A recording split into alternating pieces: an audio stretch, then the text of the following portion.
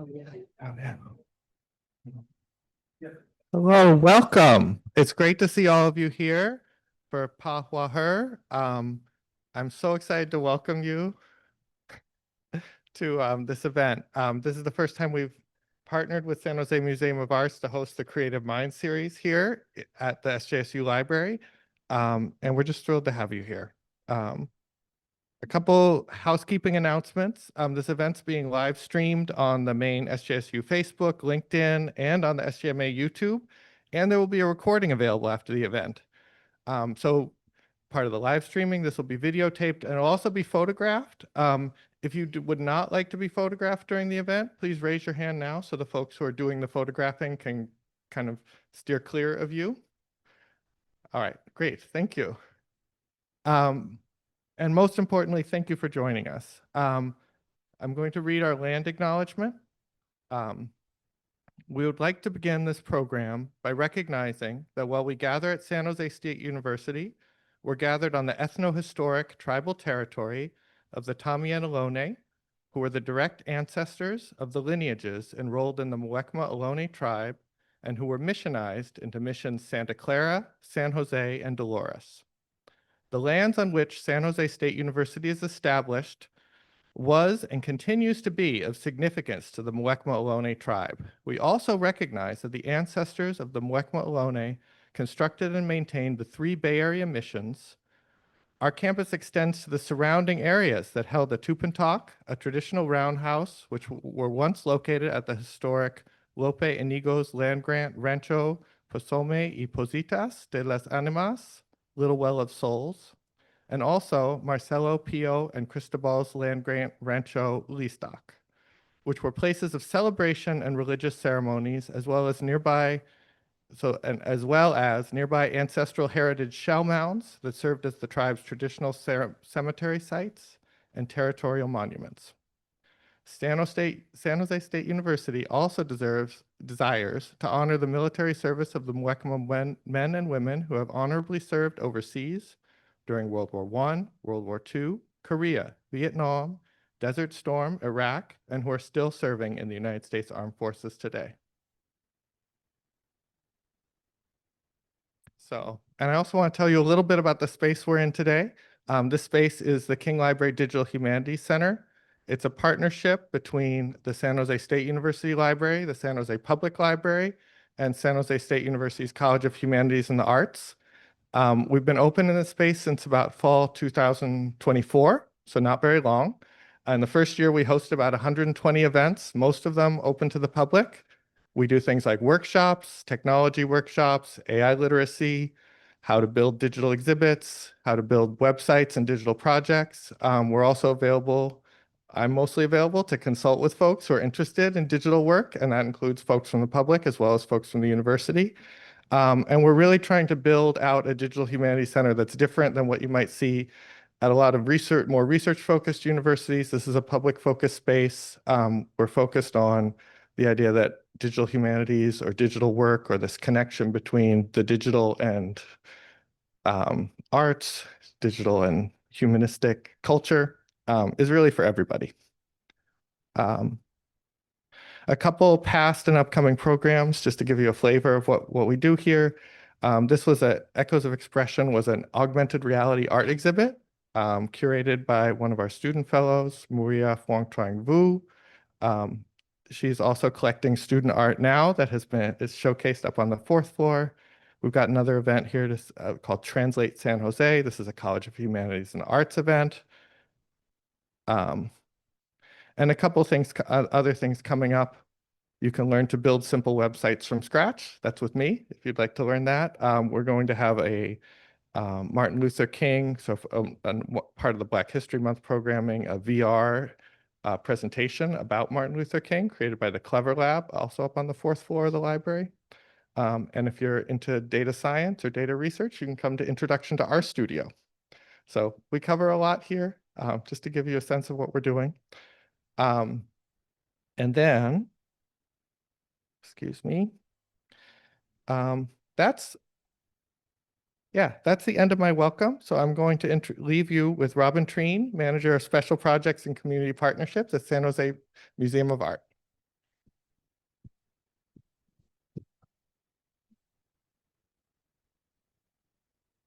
Thank you, everybody, for coming out and to hear our talk today. I just am, as a disclaimer, I'm going to fess up here and admit that I was a last-minute substitution for this welcome. So I heard about this at like 11:30 this morning. And I was told that we have approved notes I'm supposed to read. I'm not going to read these notes. You'll be glad to hear. Not my style, but I do want to welcome everybody. Thank you. Lauren's laughing. She knows that's not my style. Thank you, everybody, though, for coming here today to join us for this. I'm going to let Lauren introduce the artist. She'll do a much better job of that than I will.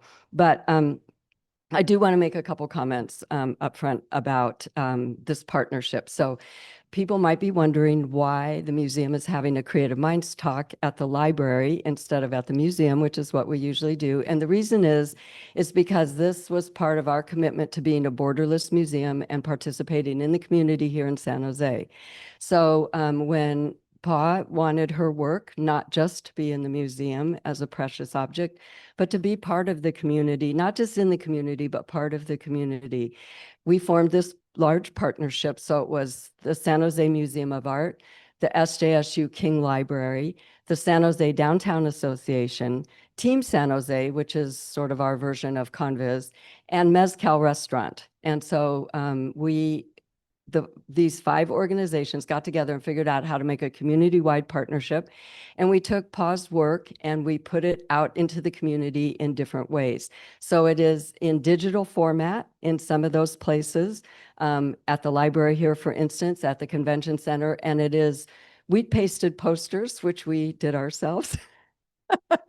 That was an adventure, that are in the downtown area. So you have to kind of go and find them and look for them in various places. And then, of course, the exhibition, The Imaginary Landscape, is at the museum, and it will be there. It's closing soon till February 22nd. So please come and see it after you hear from the artists today. So we all had a great time making this partnership. You're going to hear a little bit more about that at the end. But we are very grateful to those 4 partners. And I will give you just a little teaser. We do have a selfie contest going on. The best place to take your picture is at Mezcal Restaurant. They have the best image there. So anyway, in the spirit of borderlessness, so we're thrilled to be here today. And I also want to announce, this is the flyer for the exhibition. We are also donating 2 copies of the just published catalog for this exhibition, which is actually a 2-sided exhibition. There's a catalog over there for the other half too, which is at the Kohler Art Center in Sheboygan, Wisconsin. But this is the part that's here. So please, if you want to get a signed catalog, you can buy that here today. But we are donating 2 copies of that to the library too, one to the King Library and one to the SJSU King Library. So we're really happy to do that. And finally, we do want to take special time here to thank our funders who were so generously supported the show. The Tigra Foundation and the Andy Warhol Foundation took the lead on this. We also got generous support from E. Rhodes and Leona B. Carpenter Foundation, from Mary Mokas and Marv Sue, yes, and from Wanda Kosnowski. So, but we really particularly want to thank the Tigra Foundation. When NEA funds were withdrawn from our museum, as they were in most of the museums across the country last year, the Tigra Foundation stepped in and backfilled that funding. So we are very, very grateful to them for that as well. So anyway, enjoy the talk today. And with that, I'm going to introduce Pa and Lauren and let them take it from here. For my not read comments.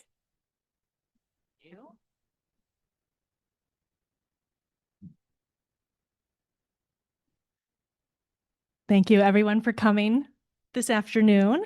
We get situated here.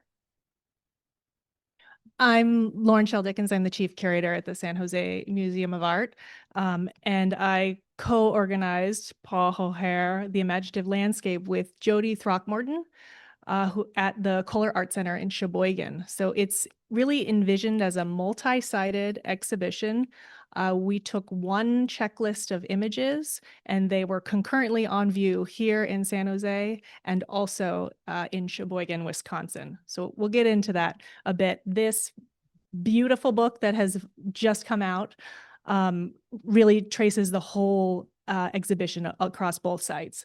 So we have some images that we're going to talk through, but they are the plates from the book, so you can take them home. So, Pa, by way of intro, I'm going to read your bio, which is much too long for her liking, but I think it's great. I'm going to start with this lyrical bio that she has on her website that says, Pao Houa Her was born somewhere in the northern jungles of Laos. She fled Laos with her family when she was a baby, crossed the Mekong on her mother's back, was fed opium to keep from crying, lived in the refugee camps in Thailand, and landed in America on a silver medal bird in the mid-1980s. She's a visual artist in Minnesota who works within multiple genres of photography. She received her BFA from Minneapolis College of Art and Design and her MFA from Yale University. And to that, I'm going to add a bit more of her accolades. Pa was the recipient of the McKnight Visual Arts Fellowship and the Jerome Fellowship for Emerging Artists. In 2022, she was the prize winner in the Outwin Bouchever Portrait Competition at the National Portrait Gallery in Washington, D.C. The same year, she was named Minnesota Artist of the Year, awarded Aperture's Next Step Award. In 2014, the Tiffany Foundation grant, and named a Guggenheim Fellow. Her work has been included in the Whitney Biennial. She's had solo projects at the Camera Club of New York, the Walker Art Center in Minneapolis, Orr Gallery in Vancouver, Midway Contemporary in Minneapolis, Minneapolis Institute of Art, the Eli and Edith Broad Art Museum in East Lansing, among others. And she's currently assistant professor in photography and moving image at the University of Minnesota. Pa, we are very delighted to have you with us here today.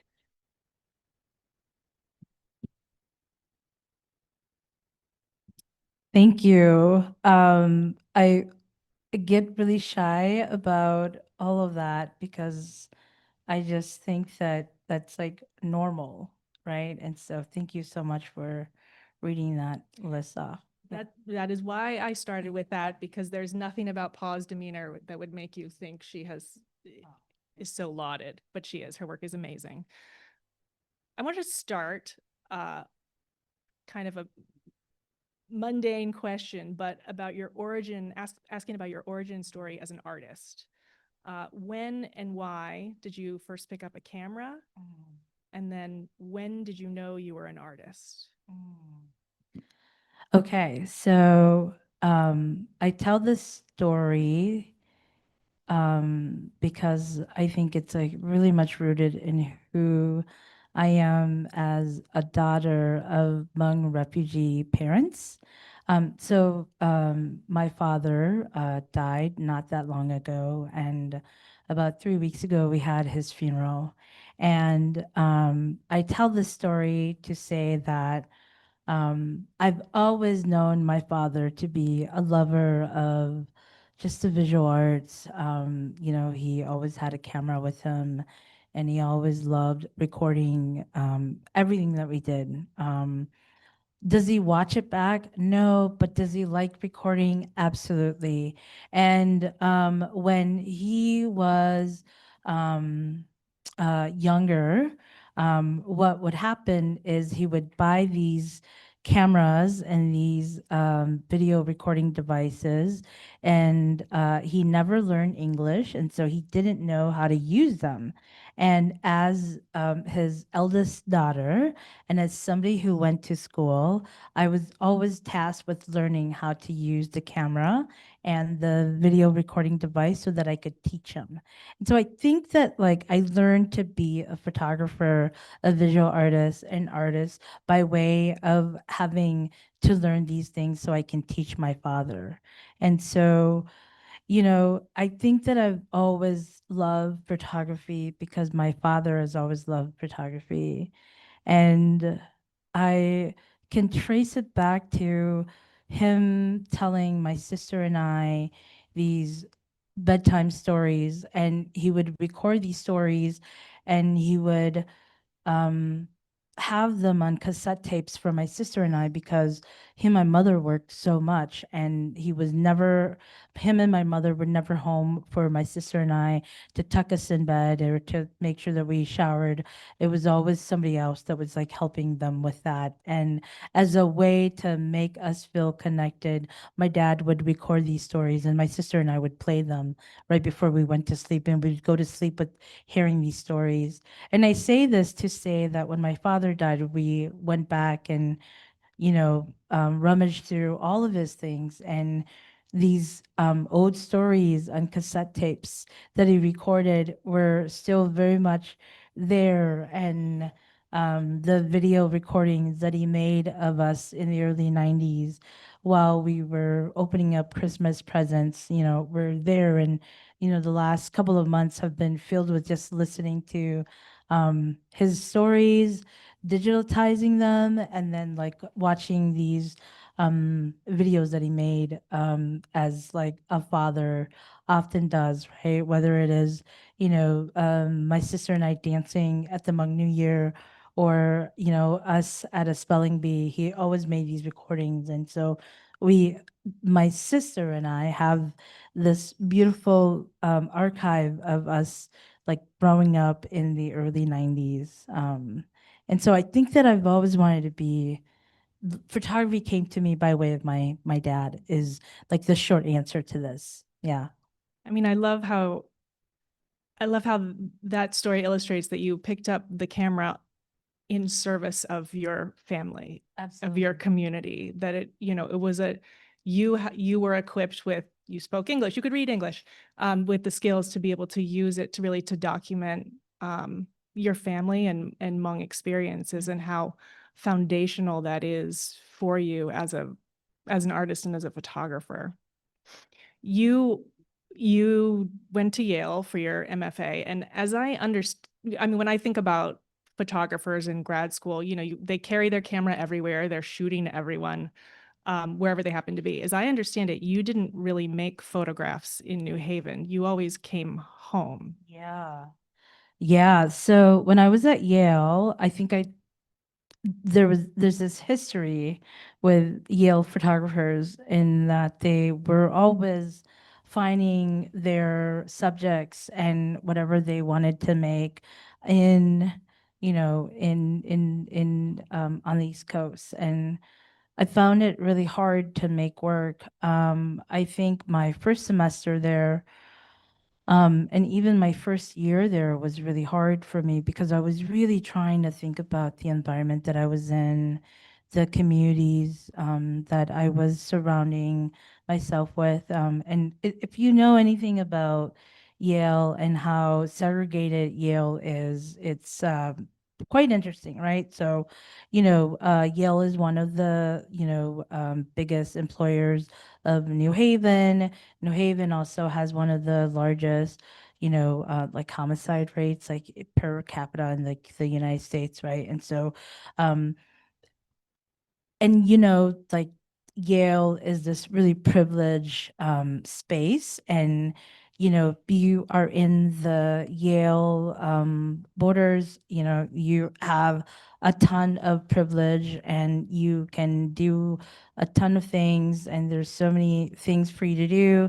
But if you're not part of that community, you're very, very limited, and it can be very limiting being in New Haven.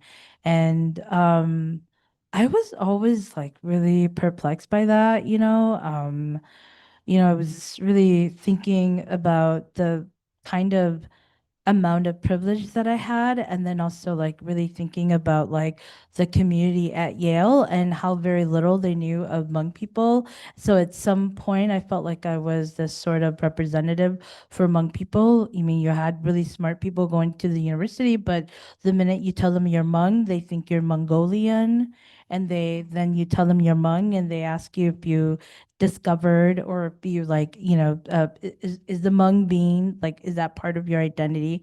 So like there were like always these questions, right, about Hmong identity, or there was like a lack of knowledge with Hmong identity. And I always found that really perplexing.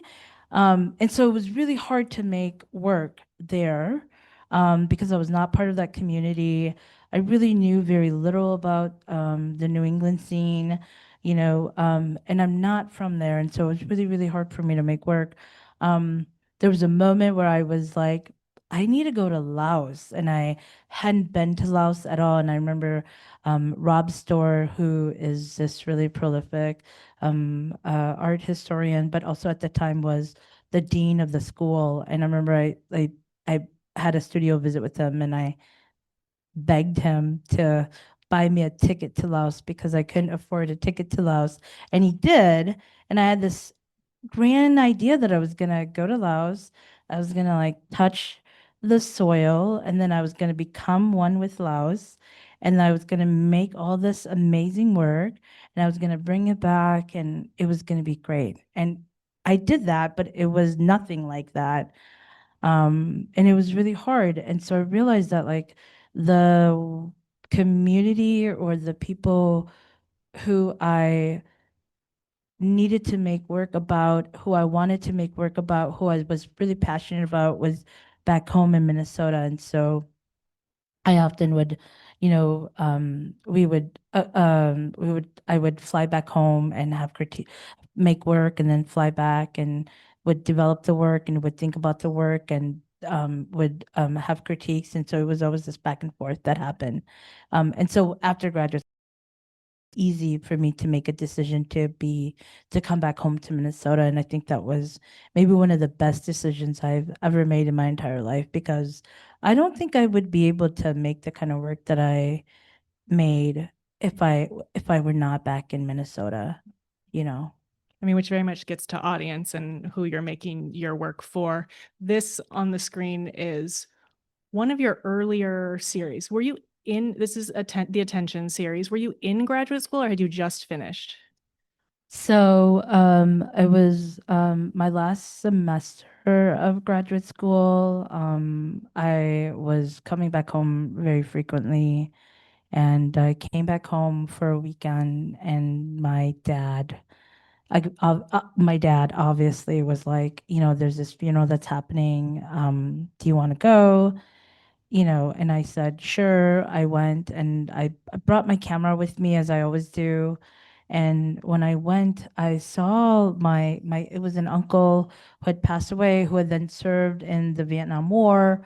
And there were these men that were there, and they were in these uniforms. And, a thought that I had automatically was, they were among veterans, and which part of the military branch are they from? I wonder, right? And so after I saw this procession, I went up to one of the men and I said, what part of the military branch are you from? And he said, oh, we're from the Special Guerrillas Unit. And I said, oh, is that part of the Marines? Is that the Army? Like, what is that? And he said, oh, well, we were hired by the CIA, and the branch that we're from is the Special Guerrillas Unit, and so it was this sort of back and forth. And then questions about, their uniforms. Had asked them, I said, oh, like, who issue you your uniforms? And they said, we bought our uniforms ourselves. And it just sort of like drove me into this huge rabbit hole of, okay, well, I know that there was a war, an American war. I know that Hmong people fought in the war. I know that these men fought in the war, but what do they mean? They're not, United States veterans. What do they mean these uniforms were not given to them?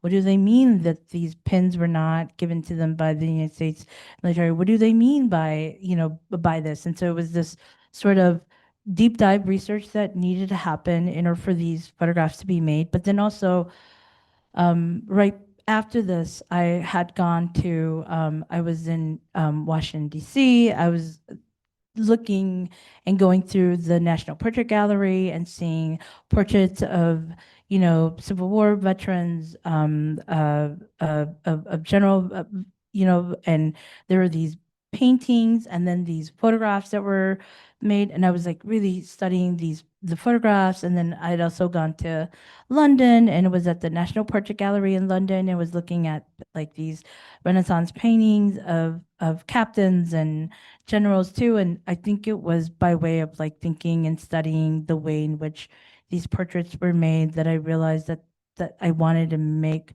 something that felt very similar to what I was seeing that gave me the illusion of what a military portrait might look like. And so I started asking them if I could photograph them, and they would oftentimes like be like, "No, like what are you doing?"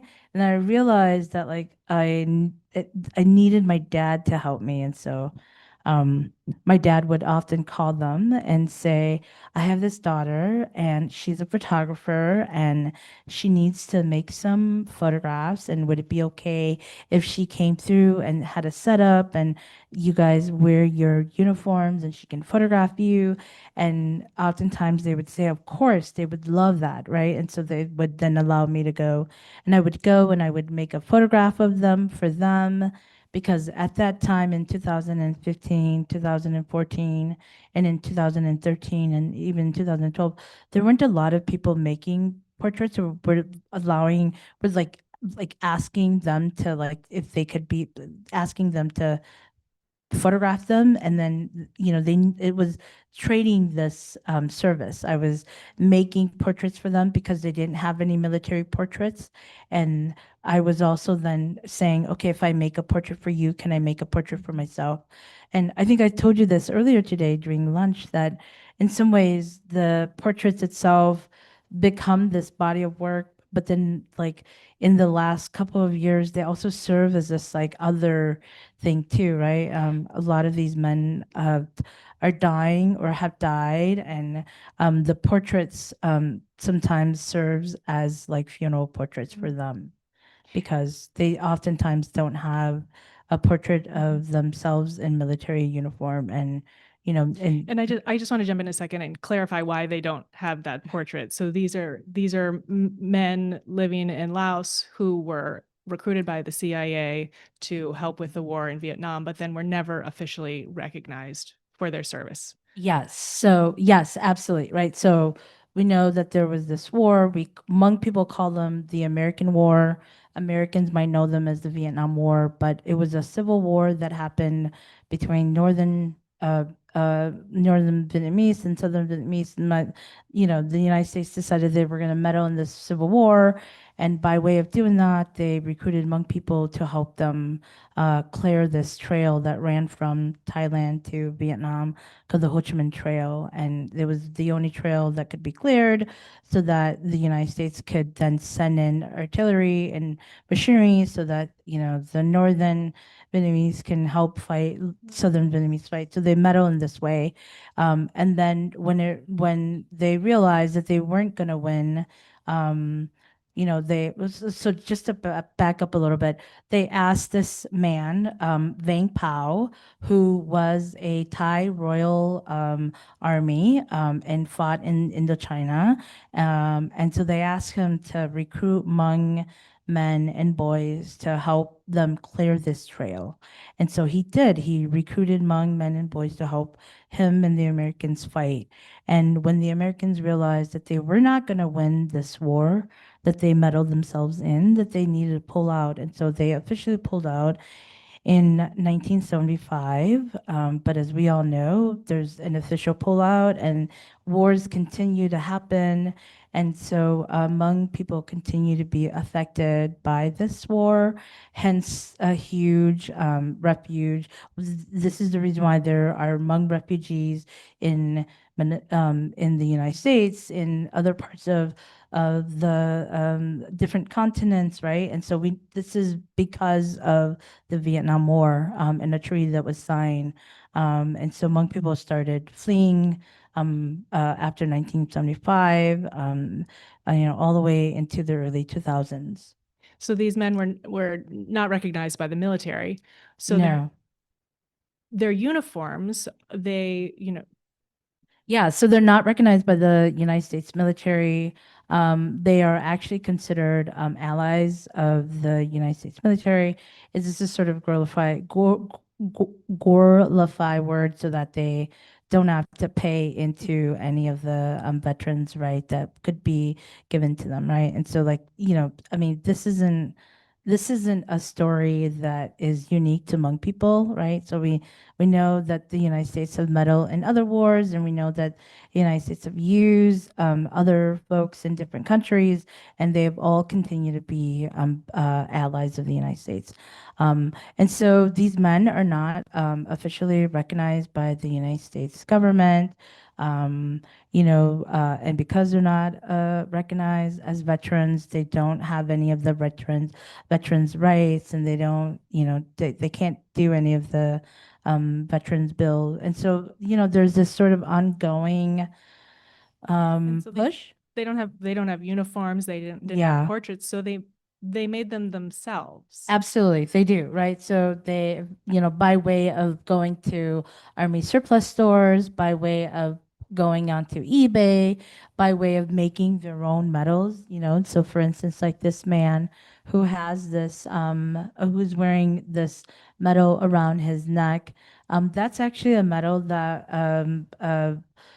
it's a medal of General Vang Pao, and it was a medal that was made by some of the people that worked with him to give to anybody who worked with General Vang Pao. And so they wear these things very proudly. And I often think like, if they were part of the United States military, maybe they might have gotten all the uniforms and all the medals that they would have gotten, that they've gone out and seek themselves.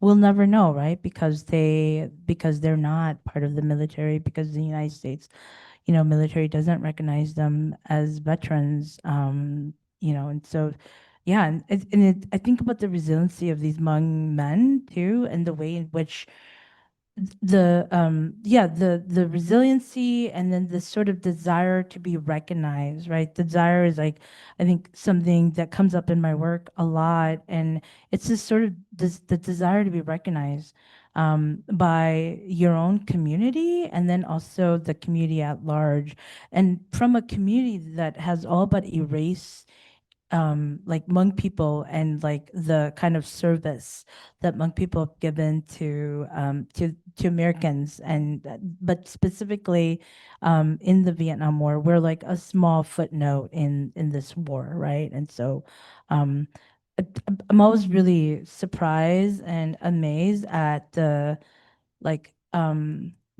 the how important that is to these men. Think Yeah.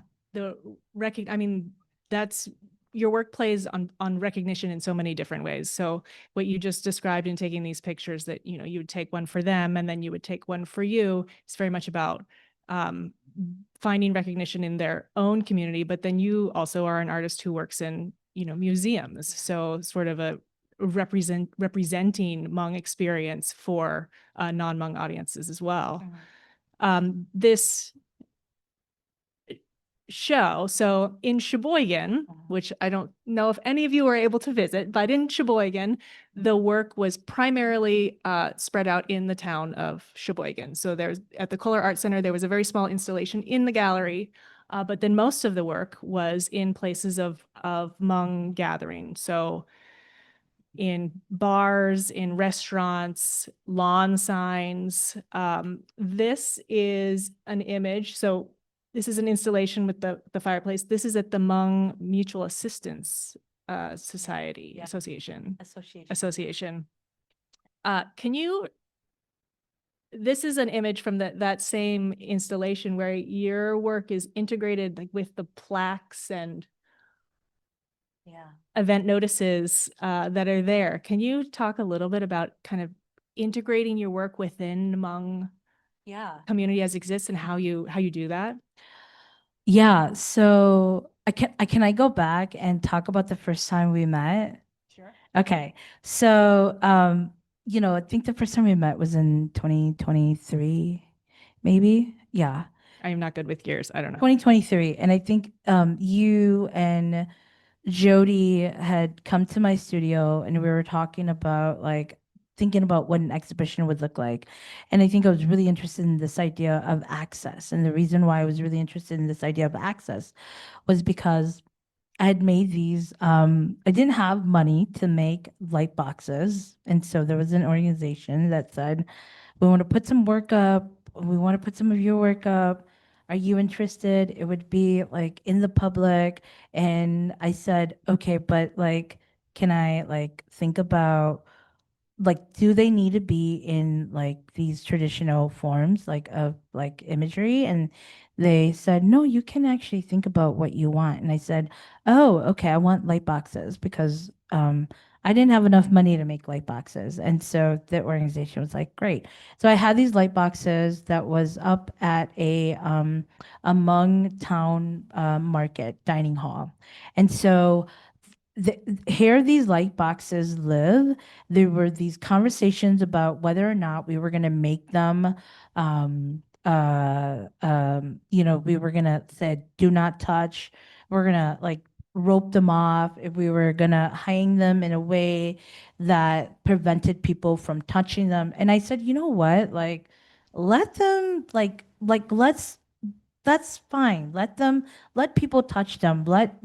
There needs to not be a do not touch sign. There needs to not be a rope up. Let's not do that. Let's put the tables right up next to the light boxes. These light boxes are very durable light boxes. Let's just do that. And I think like that's been one of my like favorite exhibition ever to this day. I mean, I think that like the exhibition in Sheboygan and even here really is like comes from that. But there's something really beautiful about creating work and not having it be precious and allowing people to like go up to the work and touch the work and to do whatever they want to do to the work. There's something really like beautiful about that. And I think like it talks to like this idea of accessibility that I often think about as like an artist of color and as an artist that like just exclusively like shows work in museums and in like very like heavily privileged spaces, right? And so I was like really interested in that. And I think like when I was having a conversation with you and Jody, I really was thinking about, like, well, I really am interested in making work for my community.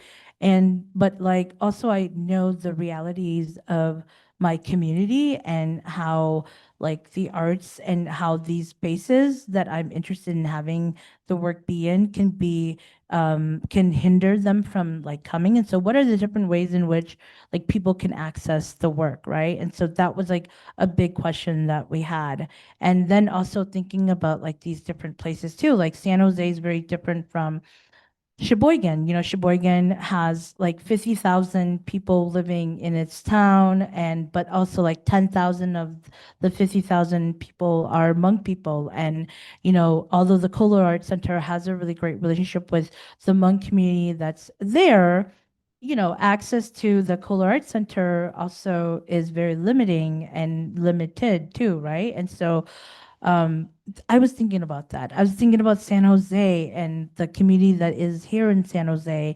And although there isn't a large Hmong community right here in San Jose, I know that there are young Hmong professionals in San Francisco, in Oakland, in Palo Alto, and like in like 90 miles away from here, there's a huge community of Hmong people in Sacramento and in neighboring towns. And so I know that there was and there is among in a large Southeast Asian community here, but also like, what is it to be given an opportunity to show at the San Jose Art Museum, right? And that is like such a privilege. And then also like, yeah, like I think a lot about the people that like that could potentially see this work and and could be influenced. How wonderful it was for me to see artists that look like me to make work that look that resembled me, right? And so like that was something that was really really important for me.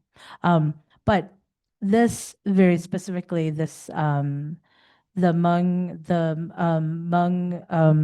I think it's the Hmong Mutual Association, Association. So there's this really interesting history with the space. So historically, they've like it's an organization that has these Hmong men president.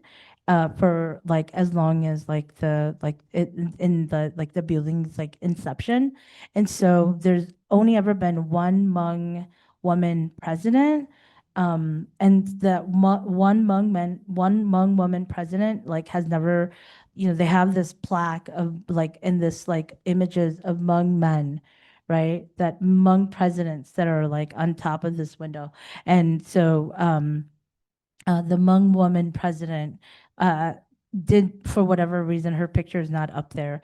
And I was just like really, I think about this place not as like an integration of like my images, but like a disruption. I think about, because the work that is in this space is a work from this like Hmong dating website.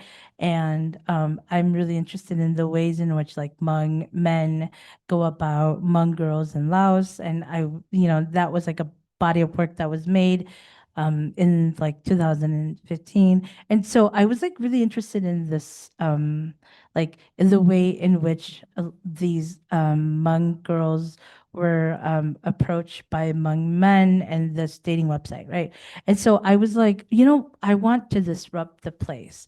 And so there is a disruption in the place with Hmong girls, with Hmong women, and oftentimes images from the internet. And, I think that, there was absolutely a conversation that happened. The Hmong men that were a part of the Hmong Association were not very happy with the disruption of their leaders, and the woman, and but also they were like too shy to like say anything because they didn't want to like cause any sort of discomfort. But there was definitely like rumblings about why this happened, and like, well, it's like, can we just take the work down without telling the artist, and so there was like these conversations. But what I found really fascinating was that during an opening, I went to, so every Thursday they feed the community. And so there's this sort of, people come in and then they make a meal, a lunch meal, and then everybody gets fed and they have these conversations. So I was invited to go and talk about this work.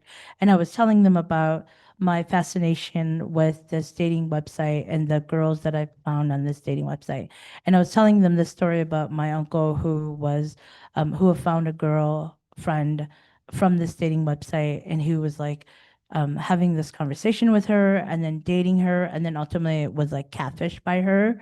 And like I think a lot about like the way in which like photography gets used like in like the in service of like these dating profiles, and the way Photoshop is used like in service of like the dating profiles. And so I'm like really fascinated by how Hmong people like use technology, and then maybe more specifically like uses like Photoshop or like Facetune, or like how they change their face or how they change the way they look. And then also like really interested in like the way in which Hmong men like the like their beauty standards, and like and how like it closely ties with like American or like Western beauty standards. And while they're like hating on like a westernized Hmong woman, they're like, oh no, we want like a Hmong woman that's like still very much rooted in like, Hmong beliefs, and but also we're like really attracted to these like Western like standard beauty too. Like, there's like something about that was like really fascinating for me, and I think like was there like catalyst for why the work was made. I mean, I think it's so interesting to hear that your work is a disruption within the Hmong context too, that it's not, just a representation back and an affirmation, but that it's also doing this work of challenging. Which sometimes, when we look at it in the white museum space, with the white walls, that friction is not present. So I think it's really interesting to see the other ways that it moves. You were just talking about Photoshop and sometimes how Hmong people use Photoshop. Here's you, Hmong artists, using Photoshop. I want to talk a little bit about portraiture, ask about portraiture in your work. This is a very kind of foundational and important portrait, one of these. Can you tell us about it? Okay, I do. I love this. These nine portrait is like very loosely titled "My Grandmother's Favorite Grandchild," and so in the in the mid '80s, back in the refugee camps, my grandmother found out that she was going to be coming to the United States. My paternal grandmother. And then also at the same time, found out that my cousin and my uncle were not going to come to the United States, but in fact, they were going to return back to Laos. And this cousin is one of my, a cousin who had a really, really great relationship with my grandmother. And because of this relationship, my grandmother felt the need to immortalize her in a portrait. So my grandmother commissioned this portrait to be made, and my grandmother dressed her up and had this portrait made, and then made this 8x10 portrait of my cousin Basal, which before my grandmother came to the United States. And when my grandmother came to the United States, this portrait lived with my grandmother in every house that she ever lived in every bedroom that she ever lived in.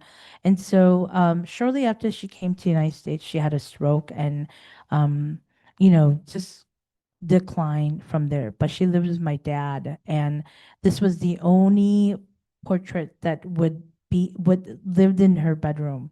And, she continued to have many, many grandkids after coming to the United States. But this one portrait of my cousin was really the only portrait that she loved, and we knew that it was her favorite grandchild because she oftentimes would just talk about and would cry because of my cousin.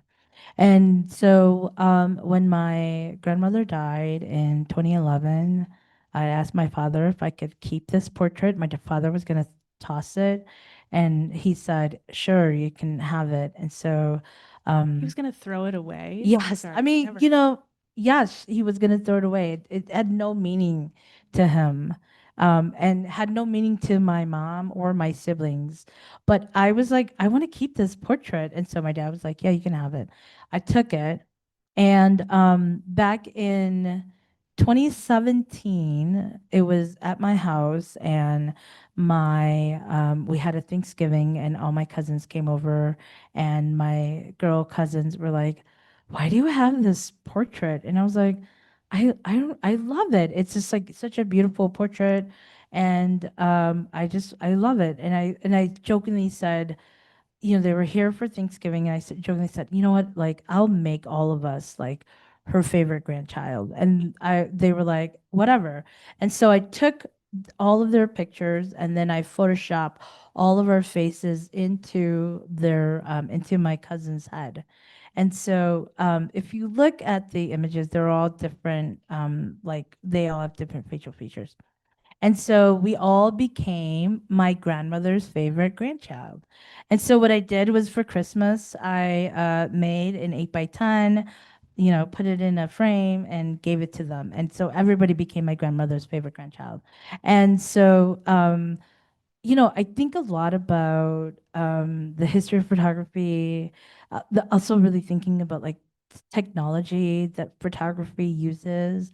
And then also, like what is my relationship to my grandmother, but also like what is my relationship to the photograph? And, I think that for me, this body of work, while like can be very easy and like comical and funny, like it's like, but it's also like speaks to like my love and the way I think about photography, like very much so.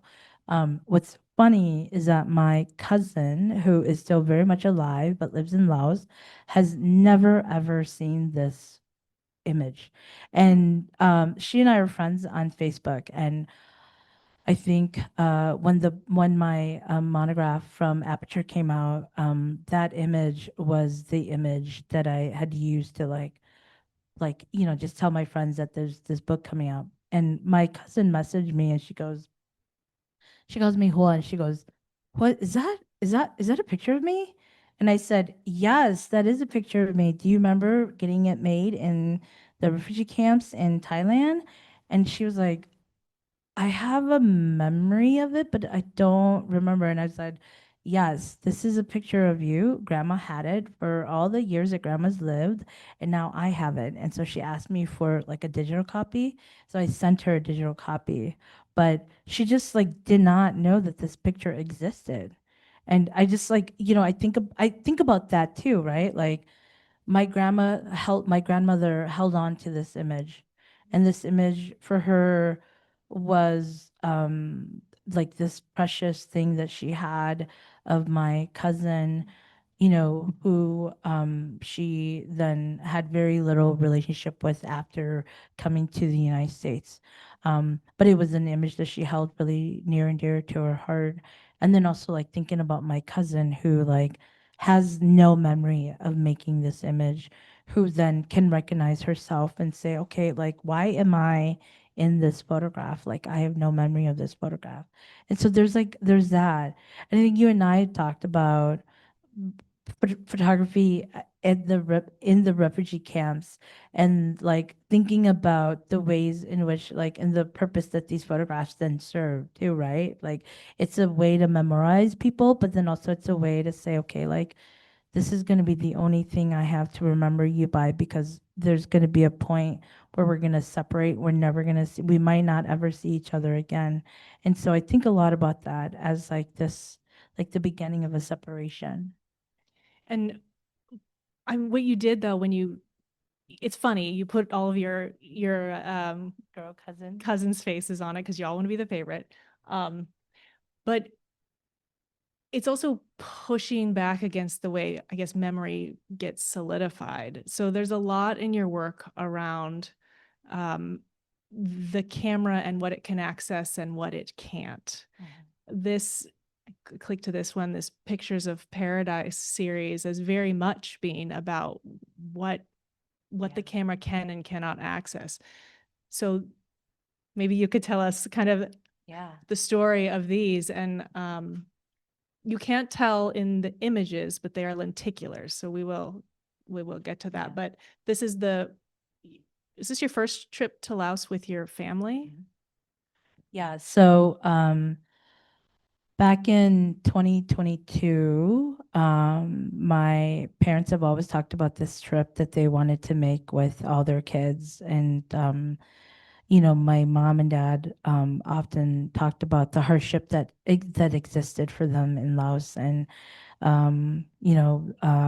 how they had to flee Laos in order for my siblings and I to live the life that we live, right? And so that has always been a conversation, a point to be made for any time my brothers and sisters and I act up, right? My parents are always saying, your dad and I, we went through war. We had to cross the Mekong River for you all to live the life that you live, and so my parents decided that they wanted to take us all on a trip back to Laos, and after much planning and much conversation, we did that in 2022, at the end of 2022.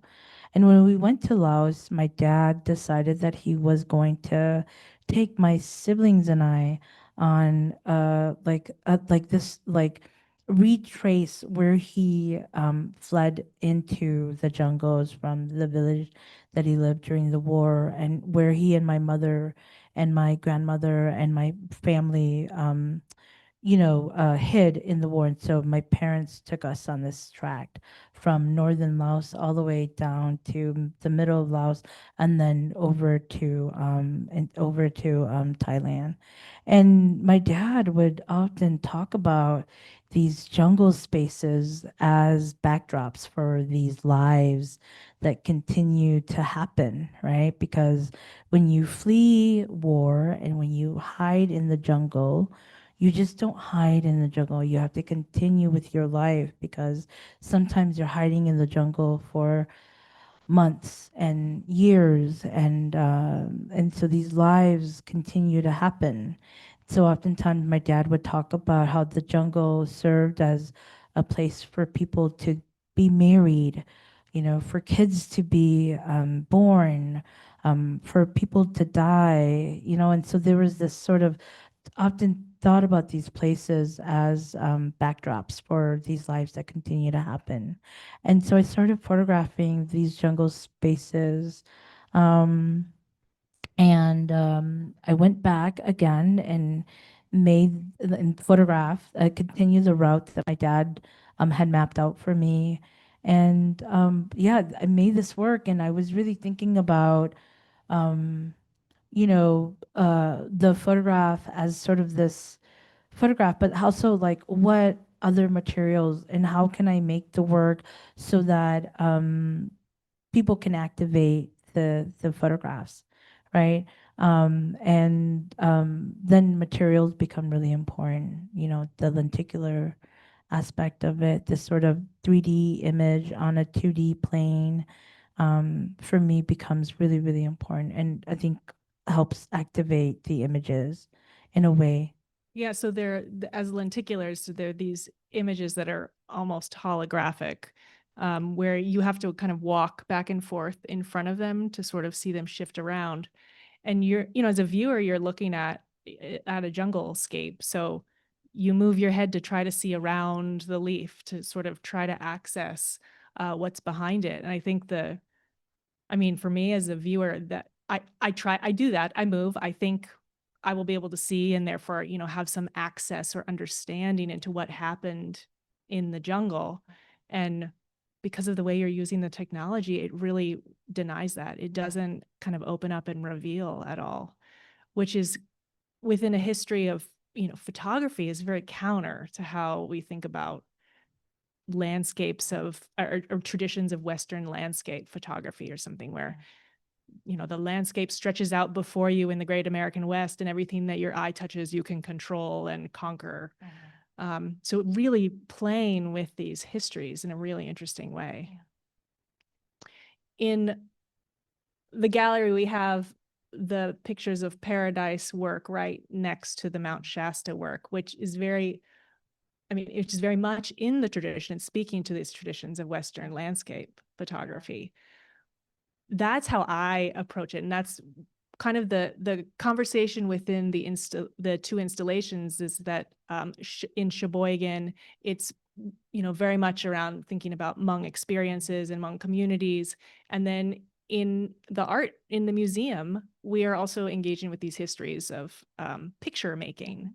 But that's not at all where you started with this. So this series, you were first encouraged or got interested in the Mount Shasta area because of a article in the New York Times. Yeah. So let's see. California legalized marijuana like in the early 2010, like Again, in I the don't know. early teens, I think. And because there was this like legalization of marijuana, Hmong farmers specifically in the Central Valley decided that they were going to either go up north or down south to cultivate marijuana for sale, right? Because this was like a big industry. And there was this huge boom, and the New York Times wrote this really fascinating article titled like the Green Rush, a return to Hmong like agricultural heritage via the opium. Um, and I was like really fascinated by this sort of like retracing of history, so like when you think about Hmong history, right? So like just to give you like a really quick and like a very abbreviated version of Hmong history, right? So Hmong people originally lived in China. They were chased out of China and they moved into Southeast Asia. And in Southeast Asia, the Southeast Asian governments did not let them live and did not let them like operate in lands in the lowlands. All right. So the government, especially in Laos, was like, you live in the mountains, and live on the side of the mountains. You can do whatever you want to do on these side of mountains. And so Hmong people were like, okay, and they lived on the side of mountains, and they became very prosperous with whatever they were doing on the side of mountains agriculturally, right? And so when the opium trade came up in like between the 1940s and the 1960s, Hmong people were really, really, really good at cultivating opium, and for a lot of them, they became household names within communities because they made so much money, and so much money so that the Laos government decided that they were going to, give them a seat at the table. They were going to make them mayors. They were going to give them political, they were going to give them things, right? Because they had money, right? And so there's like this history, right? And so I think about like California and like the Mount Shasta area, and like especially up in like the SJSU County.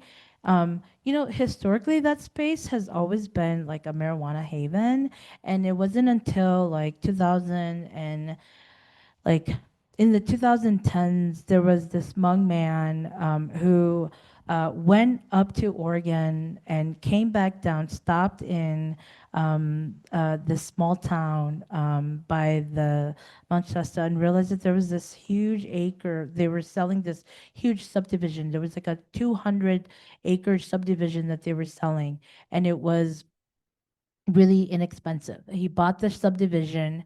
He then made these 2-acre parcels in the subdivision, and then quote unquote like gifted to people in the community so that they can cultivate marijuana.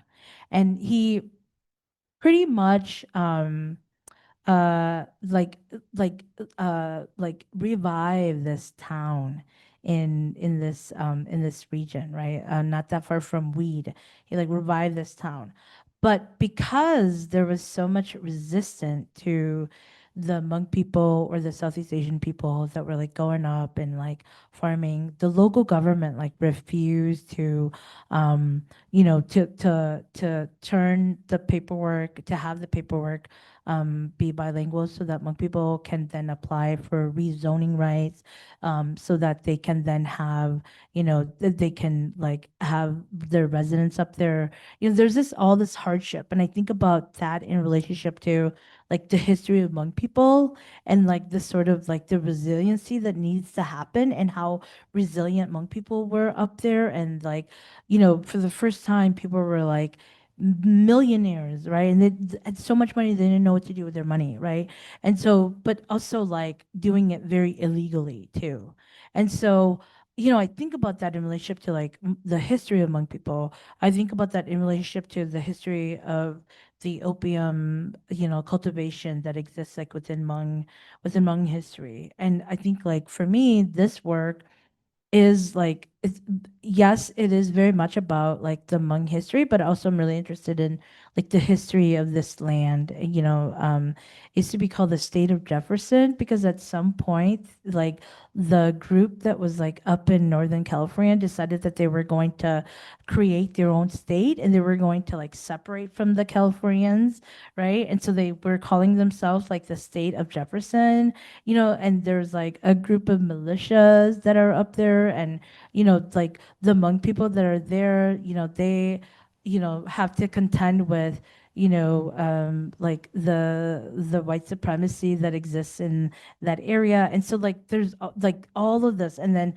there was the lava fires that happened in 2021, and then there was also the water restrictions, and that really affected the Hmong community that was there. And I was also really intrigued by sort of all of that, like the political state of that place, but then also like the history of that space, both in its like human form, and then also like the environmental like history of that space too. And then I think a lot about like all the people, like all the famous photographers that have made photographs of like California or like of the West to like entice people to move westward, and it's all those things that I'm like really interested in. So like it's in a light box because like there's something very advertorial about like this place, and like there's something Like really a sexy about travel destination. yeah, right. Right. And so there is all of this like layer that like is like added on. I'm very much aware of, the environmental impact that these marijuana cultivators like have had on the land. And I'm also very much aware of, there's like many access point and so yeah, I just like I that was really important for me. Yeah, and I mean, like the pictures of paradise, these are landscape images. I think primarily when you're talking about your work, you're talking about people. Yeah. So that these landscapes are still portraits of the lives lived there, even though there are no people. And I Yeah. think the politics of that are interesting. I mean, it's for safety in Yeah. this case, right? You're not going to photograph people and Absolutely. jeopardize their livelihoods. And then here they are in Sheboygan in the coffee shop as light boxes in the window. So you have so many great stories. I'm aware of time here.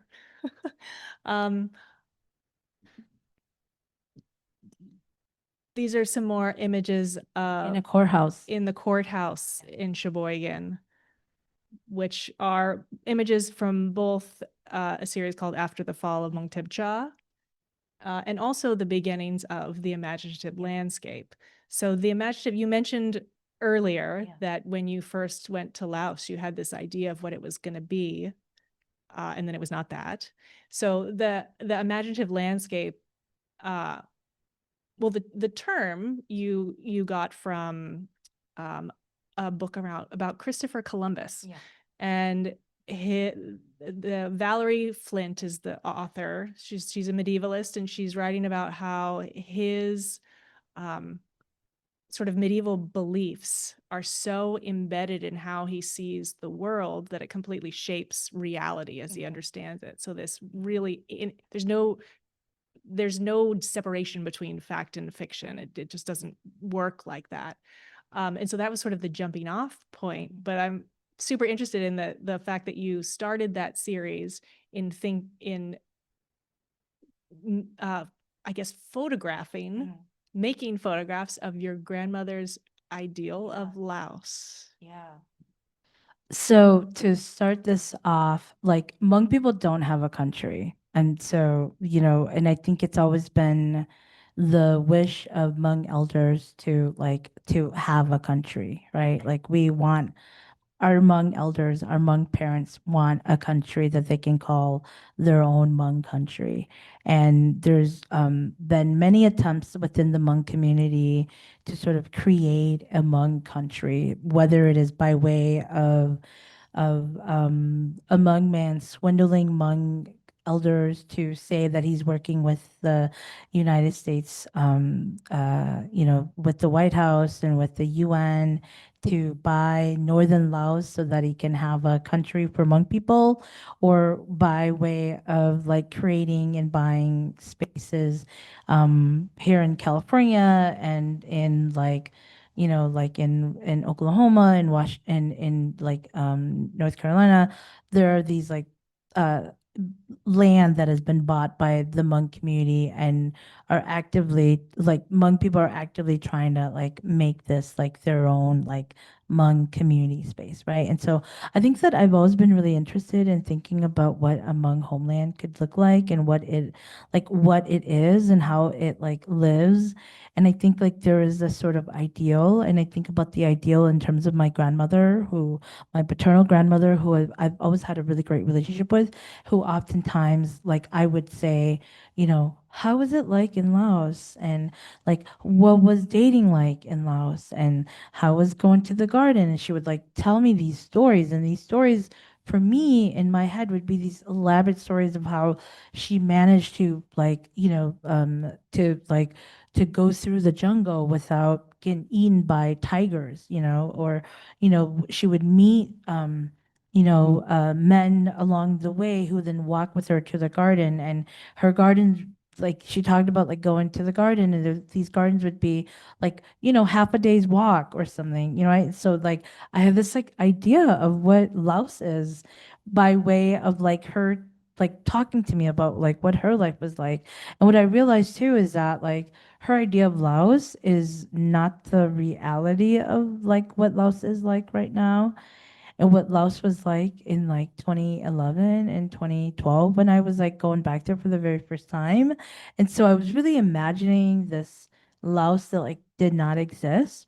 And so I was having this conversation with a photographer friend who was like, you should read Valerie Flink's like, you know, essay on Christopher Columbus and thinking about the imaginative landscape. And I was like, oh, okay. And so I did. And I was like, yeah, like this is my reality. Like this is what I'm thinking about in terms of like Laos. And I think that in a lot of ways I'm like the con like this con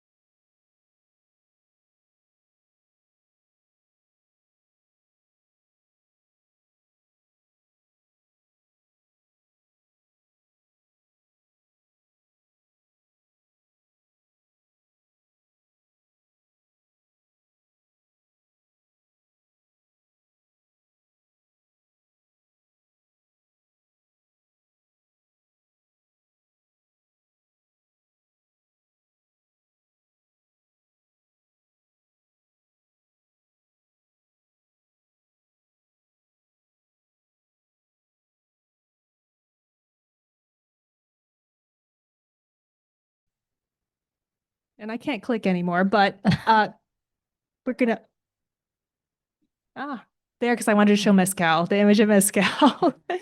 And we're gonna open it up for questions. Okay.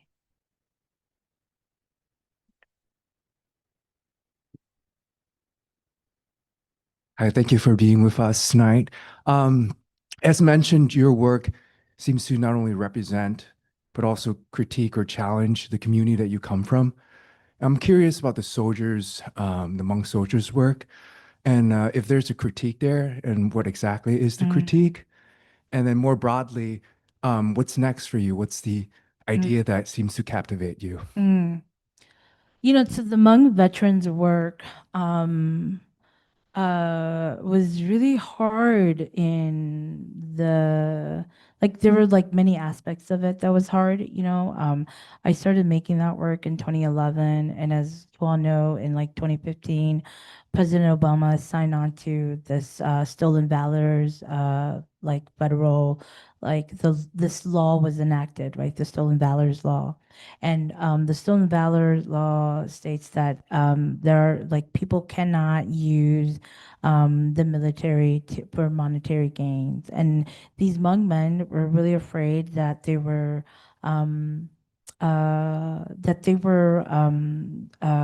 they were in violation of the Stolen Valors Act. And so when I had this show, and when MIA, which is the Minneapolis Institute of Arts, decided that they wanted to put the show up, there was a lot of resistance from Hmong men, these Hmong elders, and Hmong elders like leaders within our community, just simply because there was this huge fear of them being persecuted because of the Stolen Valors Act, you know, and it was really hard to explain to them that like unless they were wearing their uniforms and they were like physically asking for like money, or were they gaining any monetary gains, that they would not be in violation of this law. But there was a lot of resistance in that way. I also think too that I think about the war and the way in which Hmong people in my community like talk about the war, right? And like and so I say this to say that oftentimes like when we talk about the war, we talk about it in a way that feels very like patriarchal, and that feels like it like only affected like these Hmong men, right? And so like oftentimes like the Hmong woman and the Hmong woman figure like is like never a part of like this conversation, or like has very little to do with this conversation, but we know that that's not true, right? And so I'm like really interested in like what it means for a Hmong woman to like photograph these Hmong men. Like, you know, what does it mean for a Hmong woman to like to understand the war, you know, and then also like to give these men the kind of recognition that they deserve, right? And so like that in itself like is a conversation too. Is it a conversation that like completely needs to be had? No, but like also like as a Hmong woman, I'm really interested in how I'm like my capabilities or my abilities to be able to like uplift these Hmong men, like even in like even in like this like these like resistant ways, you know. um yeah, and I think that that's like a something that that it often doesn't get talked about and it's not recognized. You know, when the work goes up and in like, you know, they're often called Hmong veterans. They don't have their name on them, and you know that's sort of the like sometimes like that becomes like the pushback from the community, because the pushback from the community often is like, you know, like it's enough already that like the American government like doesn't recognize these men, but like you're going one step further too by like showing their faces and also not recognizing them in the way in which you're like your didactic decisions, you know. And I think that like my counter to that then becomes like, well then like why don't you do like you should do the work and like find out who these men are, and you should recognize these men, like, you know, they're like I'm doing a part of this work and you should also do this other work, right? And so I think about that in like all the work that I make, you know, whether or not like the idea of like concealment and like how much of that to like give your viewers is something that I think about all the time as like a person of color and as like a person of color who predominantly shows in like white spaces and also in spaces that like then caters to like, you know, it's people that it shows and like wants to give them like the full story. And I like to hold off on that story, you know, so there's that. Okay, so what is coming up? I think that ideally I'm like still very much interested in landscape photography and you know, and then like just, you know, very recently like been really interested in sound and like video work and, you know, so like exploring all those things, you know.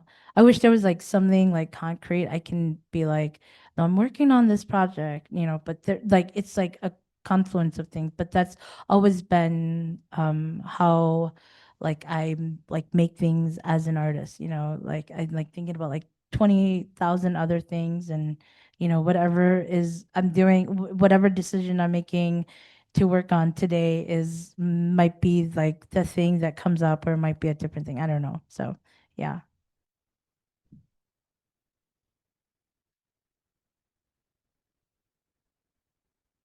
Hi. I just want to say, first of all, you are an icon, and I feel so honored to be in this room with you as a fellow Mekong mountain jungle descendant. I'm Kamu and Mien, and so growing up Mien, I heard a lot that, you know, Hmong and Mien people were kind of like cousins. We coexist very, very closely. Also an artist, so just to see you and your work at this caliber is it creates possibility for what I can imagine for myself. And so really, I think a lot about what it is to be like a future ancestor, because ancestry in a lot of ways for me is something that I struggle to connect with, in that we are people of oral traditions and we lose so much also in being indigenous and oftentimes like through the iterations of displacement, there's so much lost there. And so I first of all just want to express my deep gratitude and reverence for you and your art. Um, Also, you're so badass. Like you go there, and and and you know, like very similarly, I feel like our communities, it is risk taking to do the work that you're doing, to capture the moments you're capturing, as you're saying, even with the veterans, right? Like it's risk taking, and so I'm sure it comes with a lot of like social kind of like, yeah, risk. How do you navigate that? How do you hold firm to your vision and what you know is right for you as an artist while also, you know, holding the complexity and reality of how sensitive some of these things can be? And then my second question is, how do you take care of yourself through all of that too? You know? Yeah. Because I also know that I'm sure that some of this is very personal and close to you and you're uncovering things that are like, whoa, Yeah. you know? And like how do you take care of yourself? How do you move through that? Yeah. Well, I am so happy that you're here, and I am almost like certain that you are also such a badass. I could tell by your aura.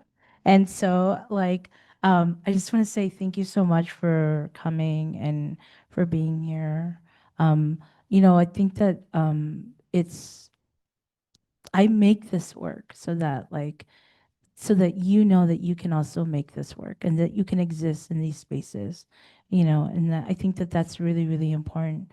I think about what it meant for me to come up as an artist, and then to be in spaces. And, you know, I didn't know that I could be an artist until I saw somebody like me making work like me. And, you know, and so that becomes really, really important for me. Um, you know, I often think about the work that I make in like in relationship with like my community. And um I say that oftentimes I put my head down and I just like do the work. And I do the work and I talk about the work. I, you know, I have a really great group of artist friends that are like in my life that I'm able to have conversations with, and that becomes really, really important. Um, and I think that oftentimes, like, I think it's important to it's important to realize that um, your community is like so rooted in survival that it's going to be so hard for them to understand what you're doing. And that, but also like people who love you will support you even though they don't know what you're doing, right? And so that becomes really, really important. And so my advice is to surround yourself with people who love you and who support you. And I think that I would not have been able to take the risks that I've been able to take. And I don't think that I would have been able to do the work that I'm able to do without the people who are in my immediate orbit, right? They allow you to take risks. And it's like that becomes really, really important. Um, I'm still learning how to take care of myself. You know, um, yeah, that's like that's a question that I ask myself every day. How do I take care of myself? But that's like being around, you take care of yourself by being around people that you love and loves you and wants you to be healthy and wants you to be well and wants you to succeed, right? And so I think like being surrounded by people like that is really, really important, you know.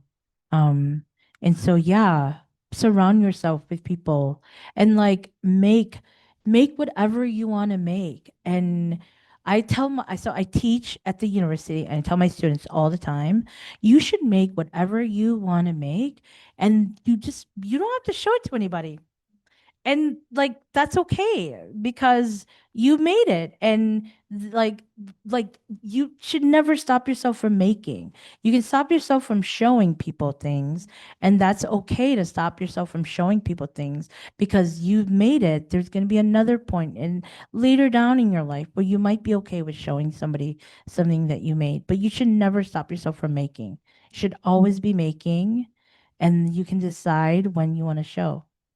Yeah, that becomes really important to always make. Yeah. Thank you. Yeah, right? It is like I did see other questions.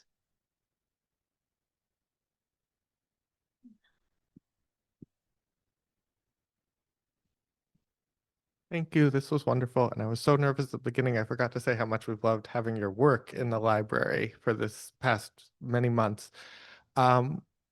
You talked a little bit about like work that doesn't give everything away or, speaks for itself. And I think, it's within the library, it's been a great conversation to have about like the value of presenting kind of difficult work without, or, how much context is required, that kind of thing. Could you talk about the value of presenting difficult or, challenging artwork in unexpected spaces and kind of how that experience has been for you? yeah. I mean, okay, so I will give an example. So, in Sheboygan, in the courtroom, there is a judge, and I think her name is Judge Natalie something, Natasha, yes.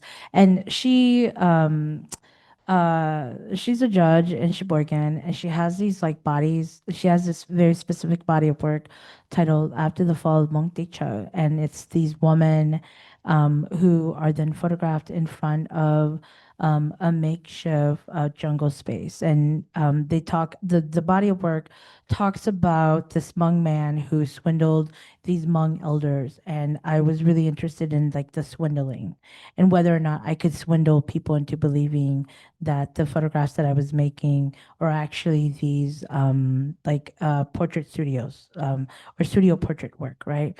And so, but also like this work, like there's like you can't access the work on the weekends. You can only access to work Monday through Friday, 9 to 5, and if she is in session or not. And so oftentimes, like, people get scared. They don't want to go to a courtroom that's in session. We forget that we can also like be in the courtroom, right? And so like there's this barrier that happens, right? And so one needs to like get over their fear in order to go into this courtroom. But this she when I first met her, she told me this story about how she was sentencing this Hmong man, and this Hmong man knew that these images were of Hmong people like in this courtroom, right? And so when she was sentencing this Hmong man said to her, like, thank you for having these like these photographs, and like, you know, and it's really important that you have these photographs because I feel seen. And you know, I mean, I just thought that was such a weird and like thing, but also like so important too, right? And so like I think a lot about that. I think a lot about like these like chance encounters that exist, of that could exist, that might exist, right? And like this was definitely like one of those chance encounters. Like, you know, for her to sentence a Hmong man, for a Hmong man to be in that space, for Hmong people to be in that space, in that courtroom, you know, and for them to see themselves and for them to have this sort of reaction, you know, is, you know, this sort of chance encounter that I'm like really like that I'm really interested in. I also really love that like there are these like Hmong like markers that like exist like within the portraiture work, you know, that like can be easily identifiable as like Hmong like inspired like portraits,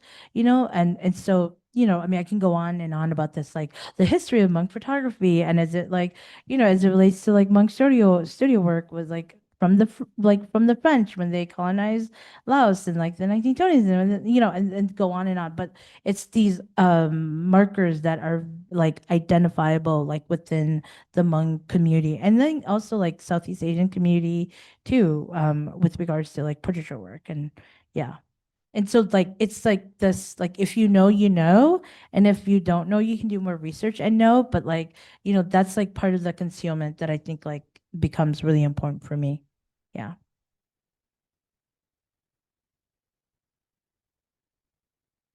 Any other questions? I have a loud voice. I probably You don't have need to it, visit but you had said that when you went back to Laos to visit it, it wasn't at all what you expected. Do you feel like you could elaborate more on that? Yeah. Okay. So I went back to Laos for the very first time after leaving it in 2011. And I think I had this idea of what Laos was going to look like and what my relationship to Laos was going to be. And I think like when I stepped foot in Laos in Vientiane, it was absolutely nothing like I had expected it to be. It was a lot more modernized than what I had envisioned it.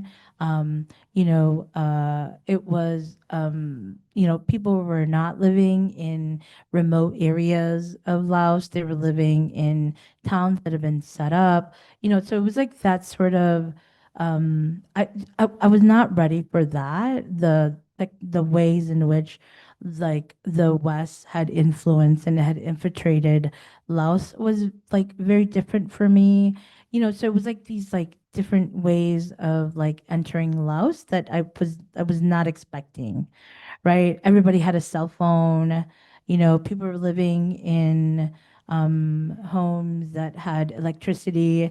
Everybody was watching like high dramas at night, you know, and then like there's this like confluence of young Hmong people that were like heavily influenced by like Western ideology, whether it was via the media or via, you know, people that were like coming into, you know, into Laos. There was a huge like tourist boom that existed when I was there in 2011. And so, yeah, it was just really different for me. And I was really thinking about Laos as like this like real like third world country that had not been infiltrated by the West, and that they had these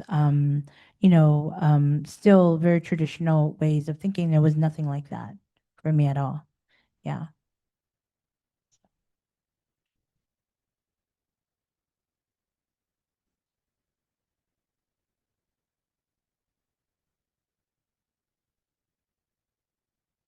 Okay, I get to do the closing remarks too. I know, I wasn't expecting any of this. It was all a surprise. So I just want to thank everybody again for coming. I particularly want to thank the library staff. They have been absolutely amazing partners for us to work with. All of our partners have been great. But Leslie has been absolutely fabulous. And Nick, thank you so much. And her staff as well has been great, really great partners. So we really appreciate that. And I just want to make one quick shout out, which I probably shouldn't, but I'm going to anyway, that now that Pa admitted she's from Minnesota, yay, Minnesota, right? Yay, Minneapolis, right? Yes, everybody, thank you. We all thank you. So now that you've heard Pa talk about the fact that she likes her work to be out in the community, to be embedded in the community, we invite you to please find her work in the community and join our selfie contest. So there's flyers here. There's an image here. This is Michael. He works in the library in front of one of the images. So I'll give you some hints. There's images here in the library on the monitors here. They're on the monitors at the convention center and on the marquee outside. There's wheat pasted posters all over construction fences and empty buildings downtown. And there's a great image at Mezcal Restaurant, so which is too funny. So please go find an image, take your selfie, use the hashtags. We have a fabulous gift basket for the winner. It does. It's great. It has a gift card in it. It has a museum membership. One of the catalogs is in it. So, and lots of swag from San Jose State. So please honor her wishes and check out her work in the community as well.